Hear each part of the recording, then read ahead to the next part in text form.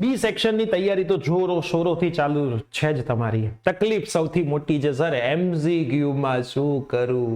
જ્યારે પણ કોઈ પણ લાઈવ લઈએ સાહેબ એમસીક્યુમાં હું શું કરું. સાચી જ વાત છે.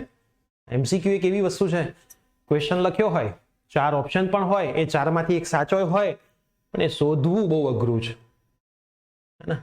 4 ગર્લફ્રેન્ડ છે, એમાંથી કઈ જોડે મેરેજ કરવા, જેટલો અઘરો એ સવાલ છે એટલો અઘરો આ સવાલ પણ છે.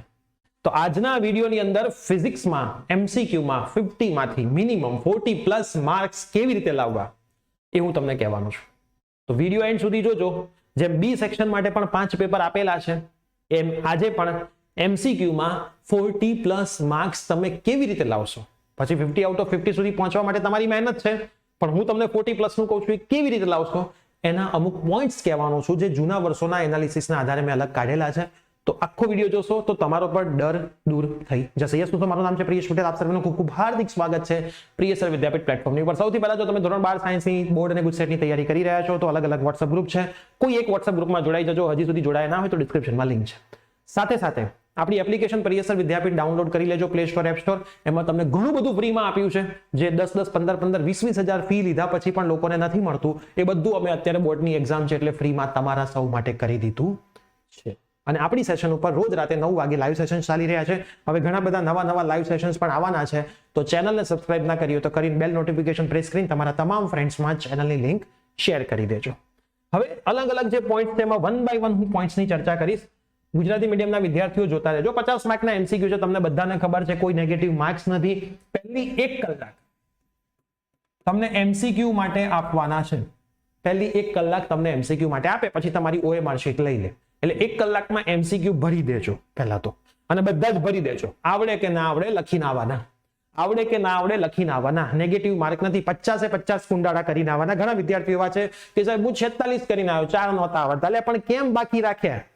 સર હું ગપ્પા નથી મારતો. અલ્યા ભાઈ સાહેબ, એમસીક્યુ ના લીધે કદાચ બી સેક્શન ઉપર ટીચર નેગેટિવ થઈ. એટલે એમસીક્યુ કોમ્પ્યુટર ચેક કરે, બી સેક્શન ટીચર ફિઝિકલી ચેક કરે, ક્યાંથી નેગેટિવ થાય. અને બીજી મોસ્ટ ઇમ્પોર્ટન્ટ વસ્તુ, પેપર કેવી રીતે લખવું એનો પણ લાઈવ થવાનો છે આ રવિવારે. જો તમે કદાચ રવિવાર પછી આ વિડીયો જોઈ રહ્યા હોય તો એની લિંક ડિસ્ક્રિપ્શનમાં મળી જશે, બરાબર. બાકી રવિવારે લાઈવ સવારમાં થવાનો છે. પેપર કેવી રીતે લખવું ખાસ જોવા આવજો. આખા ગુજરાતમાં તમને કોઈ ટીચરે નહીં બતાવ્યું એ બધી ટેકનિક્સ તમને પેપર લખવાની સમજાવીશ. 5 થી 10 માર્ક્સ તમારા બીજા પ્લસ થઈ જશે. એ ફોલો કરવાના છે. દરેક વિષયના એક પેપરો તમારે એ મેથડથી લખી પણ લેવાના છે. તો 1 કલાકમાં એમસીક્યુ લખવાના, પછી OMR તમારી ટીચર લઈ લેશે, પછી તમારે બી સેક્શન લખવાનું. એટલે એવું ના વિચારતા 3 કલાક પછી બધું ભેગું લેશે.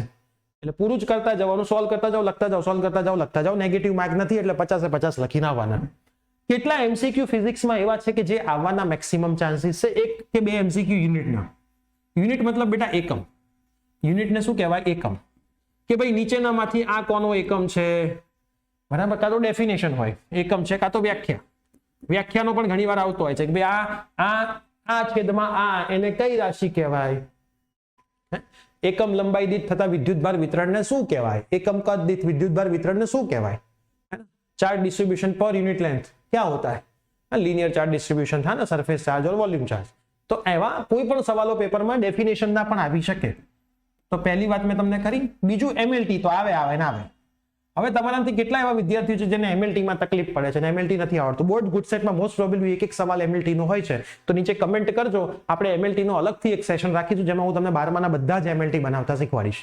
તો જો તમે મેક્સિમમ કમેન્ટ 50 કમેન્ટ આવી કે એમએલટી નો લાઈવ સેશન રાખો તો 100% એમએલટી નો લાઈવ સેશન રાખીશું. એક માર્ક પણ ઇમ્પોર્ટન્ટ છે એડમિશન પ્રોસેસમાં. એવું ના માનતા સાહેબ એક જ માર્ક જવાનું નહીં.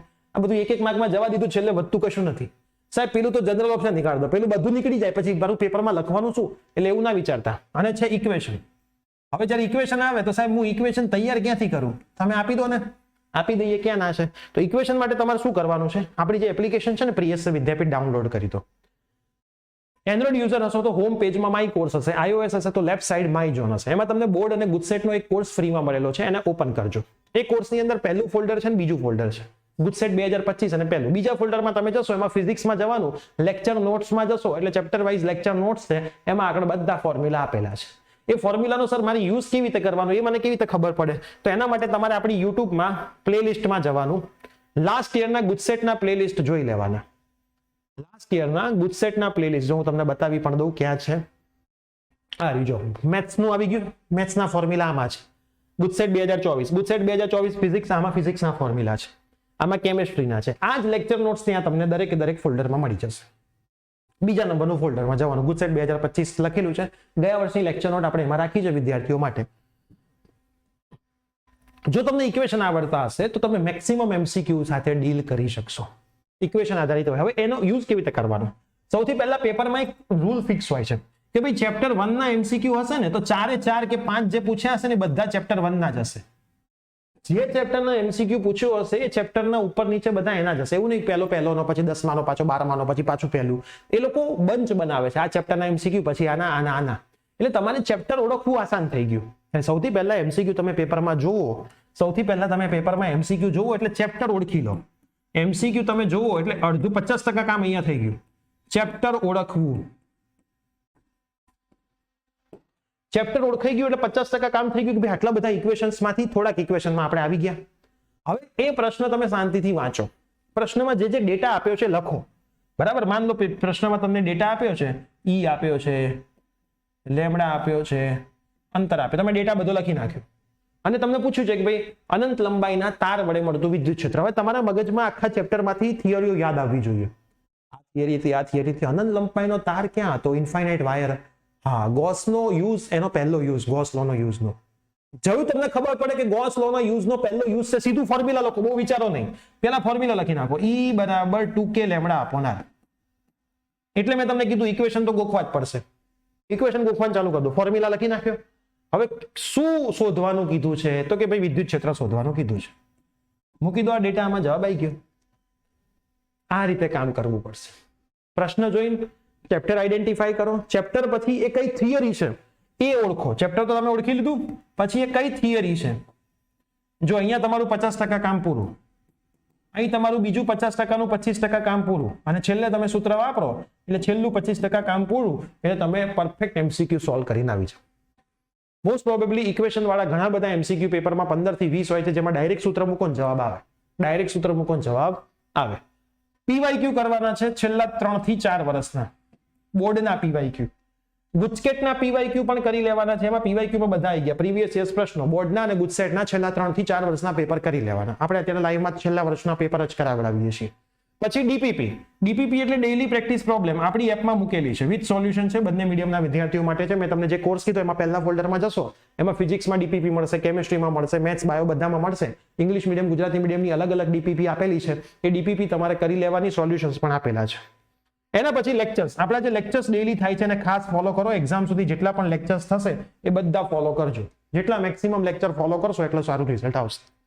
NCERT Sam's. ફિઝિક્સની અંદર એક મોટો હેક છે. ફિઝિક્સની અંદર ઇલાસ્ટ્રેશન અને એક્સરસાઇઝના સવાલ છે. ઉદાહરણ અને સ્વાધ્યાય. ઉદાહરણ અને સ્વાધ્યાયના સવાલ છે. તમને બધાને ખબર હશે ફિઝિક્સની અંદર. આમાંથી જે નાના નાના સમ્સ છે, મતલબ દાખલીઓ કહેવાય. નાના નાના સમ્સ એટલે દાખલીઓ, એ પેપરમાં બેઠી આવે છે. ગયા વખતે 16 પ્રશ્નો બેઠા આવ્યા હતા. કેટલા? 16 ક્વેશ્ચન ડાયરેક્ટ બુકના આવ્યા હતા.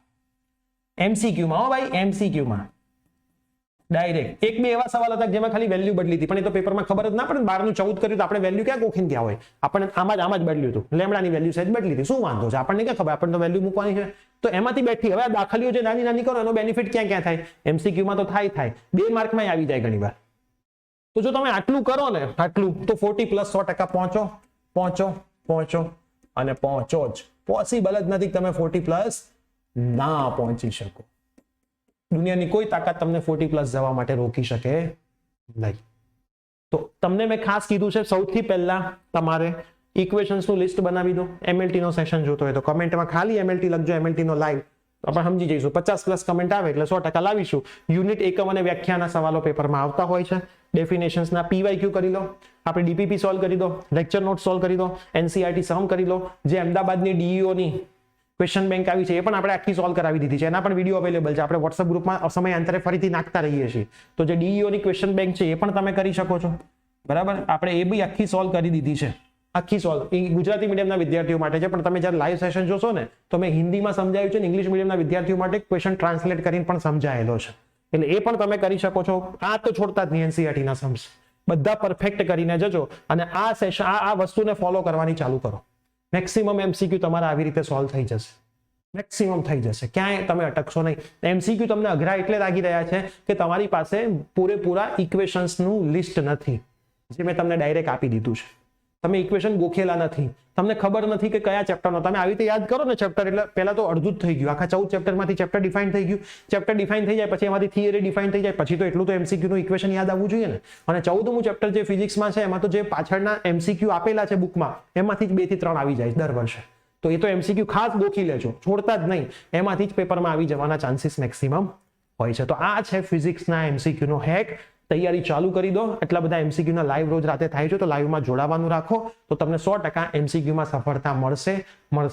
અને ખાસ યાદ રાખજો, એમસીક્યુ નું વેટેજ વધારે છે. બોર્ડમાં 50 માર્ક, ગુજસેટમાં 40 માર્ક, 90 માર્ક એમસીક્યુ નું વેટેજ છે. અને બી સેક્શનનું તો ફક્ત 50 માર્કનું જ વેટેજ છે. બી સેક્શનના પણ આપણે 5 પેપરો આપેલા છે, એ પણ તમને આપણી એપ્લિકેશનમાંથી મળી જશે. તો આ વિડીયો તમારા તમામ ફ્રેન્ડ્સને શેર કરી દો જેને કદાચ એમસીક્યુ નો ડર ક્યાંક ને ક્યાંક અંદર ખાને સતાવી રહ્યો છે. આ જ રીતે તમારે જો કેમેસ્ટ્રી, મેથ્સ અને બાયોલોજીના એમસીક્યુ નો વિડીયો જોઈતો હોય તો એની પણ કમેન્ટ કરજો. તો એમાં પણ આપણે ઝડપથી સ્ટ્રેટેજીના વિડીયો લાવીશું કે એમસીક્યુ સાથે ડીલ કેવી રીતે કરવી. Bye bye, take care.